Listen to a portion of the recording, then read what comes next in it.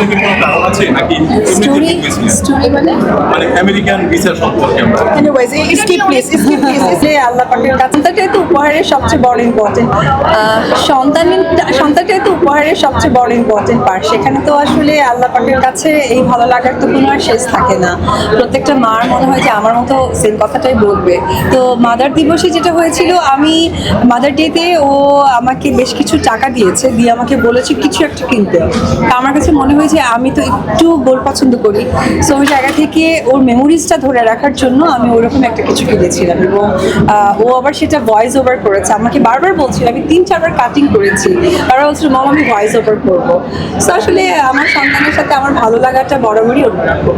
যদি একটু জানতে চাই, যদি আপনার ইচ্ছা আপনি অ্যান্সারটা করবেন অথবা আপনি স্কিপ করতে পারেন। মাঝে মধ্যে সোশ্যাল মিডিয়া আপনার এগুলো কিন্তু আমরা দেখতে পাই। এবার আমরা মা দিবসের আগে ছোট একটা স্টোরি দেখতে পেয়েছিলাম। আসলে এটার পিছনে কি কোনো কারণ আছে নাকি এমনিতে ঠিক হয়েছিলেন? স্টোরি মানে মানে আমেরিকান ভিসার সম্পর্কে আমরা এনিওয়েজ স্কিপ প্লিজ স্কিপ এটা আমার পক্ষ থেকে স্কিপ প্লিজ। ঠিক আছে, তাহলে এখানে আমার কিছু হবে না। Thank you. একটু যাচ্ছি। আপনার পাশে দাঁড়িয়ে আছে টলিউড কুইন অপু বিশ্বাস।